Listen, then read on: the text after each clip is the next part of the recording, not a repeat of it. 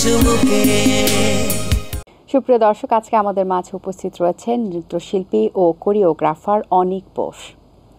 শুভ সকাল, কেমন আছেন? শুভ সকাল, ভালো আছি। একদিন পরে আমরা বিশ্ব নৃত্য দিবস পালন করছি। সবাইকে এটিএনের মাধ্যমে বিশ্ব নৃত্য দিবসের শুভেচ্ছা। আপনাকে অনেক অনেক শুভেচ্ছা। সেই সাথে জানতে চাই যে এখন সম্প্রতি কি কি কাজ নিয়ে ব্যস্ততা চলছে? নাচের কাজ, একদমই নাচের কাজ নিয়ে। আমাদের বিশ্ব নৃত্য দিবস নিয়ে প্রত্যেকটা জেলা, বিভাগ, উপজেলা, প্রত্যেকটা জায়গায় উৎসব হচ্ছে। ওই উৎসব নিয়ে একদম মানে পুরোপুরি ব্যস্ততার মধ্যেই যাচ্ছে। এবং 29 তারিখের এইটার একটা মানে জাঁকজমকপূর্ণ আয়োজন হচ্ছে পুরো বাংলাদেশে, একসাথে একযোগে হচ্ছে। আচ্ছা, বেশ দারুণ। আপনি তো নাচ শেখান, সেই জায়গা থেকে যখন দেখেন আপনার স্টুডেন্টরা অনেক ভালো করছে এবং ভালো ভালো জায়গায় তারা পৌঁছে যাচ্ছে, তখন আপনার কেমন লাগে বিষয়টি? আমার সামনে যদি আমার স্টুডেন্টের নামে কেউ প্রশংসা করে, তাহলে একটা মা একটা বাবার কি হয়ে থাকে। একটা তার বাচ্চার জন্য যদি কেউ যদি বলে যে আপনার ছেলেটা, আপনার মেয়েটা এই, তখন একটা বাবা মার যা হয় অনুভূতি, ঠিক একটা শিক্ষকের, আমি জানি সব শিক্ষকেরই, নাচের বলে কথা না, সব শিক্ষকেরই মনে হয় একই ধরনের অনুভূতি জেগে থাকে। আমি যদি কিছুদিন আগে বলতে যদি আমরা 30 বছর 50 বছর আগের কথা বলি, নাচকে যেভাবে দেখা হতো, এই যে পরিবর্তনটা, এই পরিবর্তনটা আপনার কাছে কেমন লাগে? যুগ তো একদম নতুন, একদম পরিবর্তন, তাই না? আর তার সাথে তো পরিবর্তন হবেই। আর আগে যেমন নাচটাকে সবাই একটা মনোরঞ্জনের জন্য, প্রফেশনালি কিন্তু কেউ নিতে চাইতো না, একদম একটা মনোরঞ্জনের একটা ব্যাপার ছিল। কিন্তু এখন কিন্তু সেটা একদম স্বাবলম্বীর একটা পন্থা হয়ে দাঁড়িয়েছে নৃত্য। আমি প্রত্যেকটা কলাই আমি বলবো, নৃত্য না শুধু, গান, তবলা, আর্ট, এগুলো সব কিছুই এখন মানে যুগের সাথে পরিবর্তন হয়ে একদম এখন যেটা সবচেয়ে বড় কথা, যে আমাদের সরকারিভাবে একদম পাঠ্যপুস্তকে আমাদের সঙ্গীতের যে ধারাগুলো, এই ধারাগুলো যাচ্ছে পাঠ্যপুস্তকে। তার জন্য কিন্তু এখন আস্তে আস্তে সবার মন মানসিকতা চেঞ্জ হচ্ছে, যে এটাকে এখন একটা মাধ্যম হিসেবে চিন্তা করে। আচ্ছা, যেহেতু আপনি বলছিলেন যে আগামী 29 এপ্রিলে আন্তর্জাতিক নৃত্য দিবস, সেই দিনটি আসলে আপনারা কিভাবে উদযাপন করে থাকেন? একদম সকাল থেকে আমরা একটা মানে মঙ্গল নৃত্য করি সবাই মিলে, প্রত্যেকটা নৃত্যশিল্পী সেখানে বাংলাদেশের, আর যারা ঢাকায় আছেন মানে যার যার জায়গা থেকে আমরা শহীদ মিনারে একটা মঙ্গল নৃত্য করি সবাই মিলে। তারপরে একটা মানে শোভাযাত্রা হয়, তারপরে বিকেলবেলা শুরু হয় আমাদের একদম প্রধান অনুষ্ঠান। তো এই যে একটা আনন্দ, এই যে সকালবেলায় আমরা যাব, একটা নাচ করব, তারপরে সবাই মিলে বিকেলে মিলিত হব, একটা মহা আনন্দ থাকে। একদম যত আমাদের ফেস্টিভ্যাল আছে, পয়লা বৈশাখ, ঈদ, পূজা, যত ধরনের ফেস্টিভ্যাল আছে, মনে হয় এরকম একটা ফেস্টিভ্যাল। খুব সুন্দর কথা বলেছেন। আমরা তো আমাদের সংস্কৃতি সবসময় ইন্টারন্যাশনালি কিন্তু আমরা রিপ্রেজেন্ট করার চেষ্টা করি, এবং সেই সাথে নৃত্যর কথা যদি বলি, পুরো ওয়ার্ল্ড ওয়াইজ কিন্তু একটা আমাদের অন্যরকম একটা অংশ হিসেবে, বড় অংশ হচ্ছে নৃত্য এবং সংস্কৃতির একটা অন্যতম অংশ। এই অংশটা আমরা প্রত্যেকটা সময় চাই রিপ্রেজেন্ট করতে। সেই জায়গা থেকে বাংলাদেশ কিভাবে রিপ্রেজেন্ট করতে পারছে আদার্স কান্ট্রির সামনে, আপনার কাছে কি মনে হয়? মানে এত ভালোভাবে হচ্ছে যে আমাদের বাঙালি কালচারটাকে, বাঙালি সংস্কৃতিটাকে এত সুন্দর করে তারা নিচ্ছে, গ্রহণ করছে। যখন একটা বিদেশি নাচের সাথে যখন বাংলাদেশি একটা নাচ যায়, তখন সবাই মুগ্ধ হয়ে থাকে। আমি যখন বাইরে যাই, অনেকগুলো দেশ যখন একসাথে আমরা অনুষ্ঠান করি, আমাদের একটা করে ধাপ, এই দেশ আসলো, ওই দেশ আসলো, কিন্তু যখন বাংলাদেশের সেই আমাদের লোকজ বাংলাদেশ নিয়ে যখন আমরা তুলে ধরি, ওরা তখন এত আনন্দ মানে পায় সবাই, যে সবাই একদম মানে আমাদের ড্রেস, আমাদের ফোকের যে অঙ্গভঙ্গি, এগুলো খুব মজা করে তারা মানে গ্রহণ করে। আচ্ছা, এবং সেই সাথে বাংলাদেশের বা যে কোনো দেশেরই কথাই যদি বলি, মানুষের মাধ্যমে কিন্তু সংস্কৃতি আরও বেশি উন্নত বা আরও বেশি ছড়িয়ে পড়ে, সংস্কৃতি সবার মাঝে ছড়িয়ে পড়ে। সেক্ষেত্রে বাংলাদেশের মানুষ যে সংস্কৃতি ছড়িয়ে ফেলছে দেশের বাইরে, দেশের মাঝে, এই যে কালচারাল প্রোগ্রামগুলো হচ্ছে, সেখানে নৃত্যকে প্রায়োরিটি দেওয়া হচ্ছে এবং নৃত্য নিয়েই কিন্তু নতুন নতুন প্রোগ্রাম আমরা দেখছি। এই বিষয়টাতে বাংলাদেশের মানুষের জন্য কতটুকু লাভজনক বা কতটুকু আগামী প্রজন্মের জন্য আরো ভালো কিছু নিয়ে আসছে বলে আপনি মনে করেন? আসলে সত্যি কথা বলতে আপনি যেটা বলেছেন যে নাচের প্রোগ্রাম কিন্তু যেটা হয় আর কি, যে আমাদের বাংলাদেশ টেলিভিশন, বিটিভি এবং এটিএন, এই দুটো টিভি চ্যানেল কিন্তু, আমি আজকে এটিএনে আছি বলে কথা না, আসছি বলে কথা না, এই দুটো চ্যানেলে এত সুন্দরভাবে নাচটাকে উপস্থাপন করে যে আসলে প্রথম আমরা যারা আমাদের সময়কার শিল্পীরা তো সব বিটিভি পন্থী ছিলাম, একদম বিটিভি ছাড়া আমাদের মানে কিছু গতিই ছিল না। তো বিটিভির পরে যখন আস্তে আস্তে হ্যাঁ নাচ করে সবগুলো চ্যানেল, কিন্তু এটিএন তার একটি অন্যতম। আমি কেন বলবো, কারণ আমি এখানে অনেক ধারাবাহিকভাবে অনেক প্রোগ্রাম করেছি।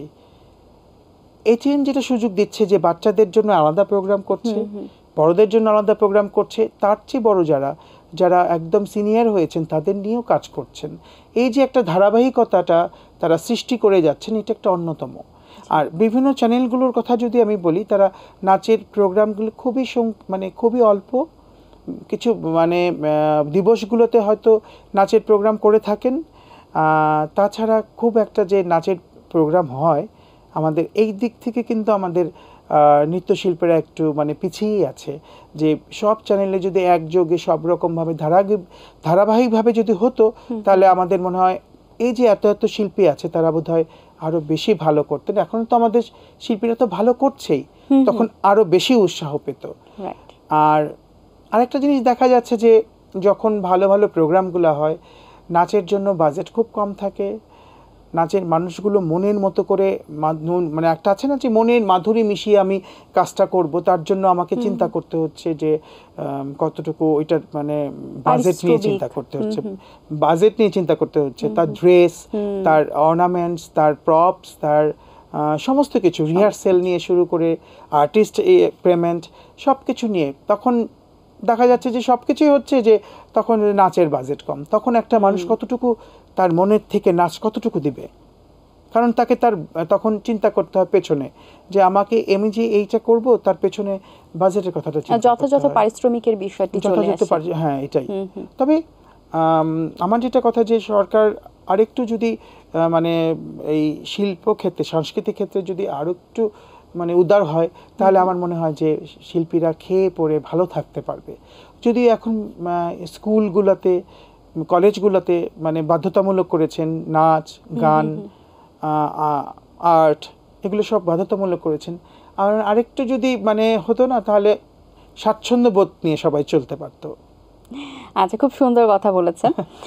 আপনি একাধারে দক্ষ নৃত্যশিল্পী, সেই সাথে আপনি কোরিওগ্রাফার, সেই সাথে আপনি একজন শিক্ষক এবং নৃত্য নির্দেশক। এত কাজে নিজেকে নিয়োজিত রেখেছেন, কিভাবে সম্ভব হয়েছে শুরু থেকে এখন পর্যন্ত যে একটা লং যে একটা জার্নি, এই জার্নিটা কেমন ছিল আপনার জন্য? একদম প্রথম দিক থেকে যে এটা নিয়ে চলবো কিভাবে, এই নাচটা নিয়ে কিভাবে আগাবো, এটা নিয়ে খুব দ্বিধায় ছিলাম। তারপরে আস্তে আস্তে এটা আমরা কভার করেছি। এটা নিজের বুদ্ধি দিয়ে, নিজের শ্রম দিয়ে এটাকে কভার করা যায়, যদি কেউ করতে চায়। আর আমি স্বাচ্ছন্দ্য বোধ করি বাচ্চাদেরকে শেখাতে, একদম বাচ্চাদেরকে শেখাতে। বাচ্চা থেকে যে নৃত্যশিল্পীটা আমি গঠন করতে পারবো সেটা হবে দুর্দান্ত ভালো। আর বড়রা যে পারবে না সেটা না, কিন্তু আমি মিশতে পছন্দ করি বাচ্চাদের সাথে। এবং আমি কিন্তু বাচ্চারা কিন্তু ওই ছোট বয়সে ভালো ক্যাচ করতে পারে অনেক বিষয়। এবং আমি কিন্তু স্কুলে, আমি যে স্কুলে চাকরি, আমি বিআইটি স্কুলে কর্মরত, মিউজিকে হেড আছে। তো ওইখানে আমি যখন বাচ্চাদের ক্লাস থাকে, ওটার জন্য আমার জন্য প্রাণ থাকে, যেখানে আমি ওদের সাথে যে মিশবো, ওদেরকে একটা ফিগার দেখাবো, ওরা আমি যা দেখায় তার চেয়ে দ্বিগুণ করে ওরা। আগ্রহটা বেড়ে যায় বেশি। আর বড়দের তো একটু থাকে যে এই করলাম না, সেই করলাম না, কিন্তু বাচ্চাদেরকে কি যত আমি দিব ও তত নিতে সক্ষম হবে। যে এই জিনিসটা মজা থাকে বাচ্চাদের সাথে মিশতে গেলে। স্টেজে তো পারফরমেন্স আছে, সেই সাথে ফিল্মের সাথেও কাজ করেছেন আপনি, মিউজিক ভিডিওতেও কাজ করেছেন, টেলিভিশনেও কাজ করেছেন। পার্থক্য কি দেখেছেন, বা কোন মাধ্যমে আপনার সবচেয়ে বেশি এনজয়মেন্ট কাজ করতে গিয়ে? স্টেজে নাচতে খুব বেশি মজা পাই আমি।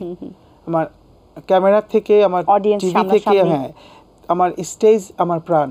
যখন আমি দেখি যে স্টেজে এতগুলো মানুষকে আমার দিকে মানে ফোকাস দিতে হবে, এতগুলো মানুষকে ধরে রাখতে হবে আমার দিকে, ওই জিনিসটা আমি চিন্তা করি যে আমার কি করলে ওই মানুষগুলাকে আমি আমার দিকে নিয়ে আসতে পারবো। তখন আরো বেশি আনন্দ লাগে যখন মানুষগুলো খুব মানে মানে একটা আছে না যে একদম অ্যাট্রাকশনটাকে একদম মানে একদম নিখুঁতভাবে দেখছে, তখন আমাকে নিখুঁতভাবে নিজেকে করতে হয় এবং রিয়াকশনটা একদম সামনাসামনি দেখা যায়, একদম ওইটা আলাদা মজা। এবং করতালির মাধ্যমেই কিন্তু বোঝা যায় আসলে আমি কি আমার দিয়েছি, বিশ্ব জয় করে ফেলছি একদম একদম, মানে এটার মজাটাই আলাদা। এবং সেই কাতারে যদি বলি, আপনি যখন অডিয়েন্স হিসেবে থাকছেন এবং আপনার স্টুডেন্ট আপনার সামনে পারফরমেন্স করছে, দুর্দান্ত পারফরমেন্স করছে, তখন আপনার অনুভূতিটা কেমন হয়? ওই যে বললাম না যে আমার মনে হয় যে আমার স্টুডেন্ট যদি আমার সামনে নাচ করে, মনে হচ্ছে যে আমি নাচ করছি তার মধ্যেই আপনি আপনাকে আমি, হ্যাঁ তার মধ্যেই এই জিনিসটা আমি খুব মজা পাই। মানে আমার মনে হচ্ছে না যে আমার স্টুডেন্টরা যখন নাচে, আমার অনেক স্টুডেন্ট আছে যে একদম এখন তারা চাকরিজীবী, কেউ কেউ ডাক্তার, কেউ এক এক লাইনে, কেউ সবাই। তো ওরা যখন নাচ করে মনে হচ্ছে যে আমি নাচ করি। এবং আরেকটি বিষয় থাকে যে বাচ্চাদের শেখানো, যে বিষয়টি বলছিলেন, বাচ্চাদের থেকে তো অনেক কিছু শেখার থাকে। হ্যাঁ, দেখা যায় বাচ্চাদের শেখাতে শেখাতে ছোট্ট একটি মুদ্রাও আপনি শিখে ফেলতে পারছেন, অসম্ভব ভালো লাগে আসলে। বাচ্চাদের সাথে মিশলেও কিন্তু মনটা বাচ্চাদের মতো হয়ে যায়, একটা আলাদা ধরনের সৃষ্টি। একটা বাচ্চা, আমি বললাম যে তুমি এইভাবে করো, হঠাৎ করে ওর ল্যাঙ্গুয়েজটা একটু অন্যরকম ভাবে। তো আমি তখন দেখি যে আচ্ছা বাবা, ও তো খুব সুন্দর একটা দিয়েছে, তখন ওরটাকে আমি ধরি। এটা কিন্তু একটা অন্যরকম, মানে ওখান থেকে সৃষ্টি হয় আরেকটা, রাইট? মানে সৃষ্টির তো কোনো শেষ নাই, শিল্পীদের থেকেই কিন্তু শিল্পর সৃষ্টি হয়, সেটা একটা অনন্য উদাহরণ। কিন্তু সৃষ্টির তো কোনো শেষ নাই। যেখান থেকে আজকে একটা মানে গাছ থেকে সৃষ্টি করা যায়, মাটি থেকে সৃষ্টি করা যায়, পানি থেকে সৃষ্টি করা যায়, বৃষ্টি পড়ছে, বৃষ্টিটার কিন্তু অনেকগুলো ধারা আছে। কোনোটা উপর থেকে পড়তে উপর থেকে বড়, পড়তে নিচে ছোট হয়ে পড়ে। তো এটার যে একটা ধারা, ওইখান থেকে কিন্তু চলে আসে, সৃষ্টি চলে আসে ওইখান থেকে মানে এক্সপ্রেশন চলে আসে, নাচের কম্পোজিশন চলে আসে, ওখান থেকে আসে। একদম প্রকৃতির থেকে সৃষ্টি করা যায় অনেক কিছু নাচ, আর তখন আরো বিষয়টা আরো ন্যাচারাল হয় এবং আরো ভালো লাগে দেখতেও। আচ্ছা, আপনার কর্মজীবনে দীর্ঘদিনের একটা এক্সপিরিয়েন্স, সেই সাথে আপনার জার্নিটা অনেক লং। এখন এসে আপনার কাছে কি মনে হয় আপনার প্রাপ্তির জায়গাটা কতটুকু? যত দেব, যত শিখবো, যত আরো দেব, ততই প্রাপ্তি আসতে থাকবে, অপূর্ণতা থেকে যায়, এবং সেটাই মনে হয় সবচেয়ে বড় প্রাপ্তি। তবে এটা যেটা মানে আমি যেটা ফিল করি যে জীবনের প্রত্যেকটা চলার পথে, মানে আমি যখন যেখানে ঠেকছি সেখান থেকে শিখছি। মানে যখন চলছি স্মুথলি, একটা জায়গায় যে ঠেকে গেলাম, ওইখান থেকে শেখাটা শুরু হয়ে যায়। এটা আমি খুব মাথায় নেই। আর প্রাপ্তির জায়গাটা থাকবেই সবসময়। প্রাপ্তি পেয়েছি অনেক কিছু, আবার আরো কিছু হয়তো পাবো, এটারও একটা আকাঙ্ক্ষা থাকবেই এটা। এবং আমরা চলার পথে অনেক সময় কিন্তু হোঁচট খেয়ে পড়ে যাওয়া মানে কিন্তু পড়ে থাকা না, আবার উঠতে হবে। এটাই জীবনের, ওটাই আমি বললাম যে যখন জীবনে চলার পথে যেখানে ঠেকেছি সেখান থেকে শিখেছেন। এটা আমার একদম মানে এটা আমি সবসময় মানি এই জিনিসটা। এটা একটা বড় বিষয় যে সবসময় শেখার যে বিষয়টা, আমি ওখান থেকে শিখছি। অনেকে নিতে পারে না, হোঁচট খেলো, পড়ে গেল, ওখানেই তার শেষ হয়ে যায়। অনেকের মন আমি দেখি তো, মানে আছে না যে চলতেছে না, এখানে ঠেকে গেলাম না, আমাকে ধৈর্য হারালে চলবে না, এখান থেকে আবার ছুটতে হবে। তো অনেকে এই জিনিসটা হারিয়ে ফেলে, তখন হারিয়ে যায়।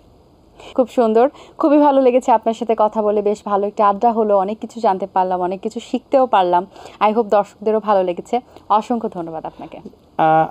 আমিও আশা রাখি যে দর্শকরা এই প্রোগ্রামের মাধ্যমে, চায়ের চুমুকের মাধ্যমে আজকে আমি অনেকগুলো কথা বলে ফেলছি। আমি জানি না অনেক মানে এটা মানে কে কীভাবে নিচ্ছে, তবে আশা রাখি যে যদি মানুষের যেটা বললাম আর কি, যেখানে ঠেকবে সেখানে শিখবে, এটা থেকে যদি মানুষ মানে এরকম যদি মানুষ মনে করে যে আমার চলার পথে ঠেকতেই হবে, ঠেকাতে থাকবেই, তারপরে শিখবে ওখান থেকে, এটা মাথায় নিতে হবে।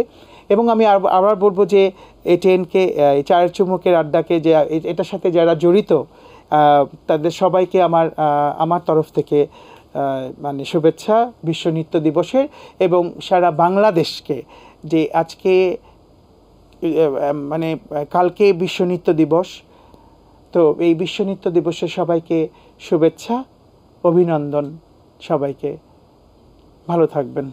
দর্শক, আশা করি আজকের এই আয়োজন আপনাদের ভালো লেগেছে। আজ এই পর্যন্তই। আপনাদের সঙ্গে দেখা হবে আগামীকাল সকাল ঠিক 7:30 সে পর্যন্ত ভালো থাকুন, সুস্থ থাকুন। আল্লাহ হাফেজ। দিন আসে দিন যায়, সময়টা চলে যায়, তবু আছি এই বেশ ভালো। জীবনটা রঙময়, যেভাবেই হওয়া চাই, নয় কবু সাদা কালো। এই আশাতে স্বপ্ন ভাসে, সুখ হাসে চোখে মুখে, চায়ের চুমুকে।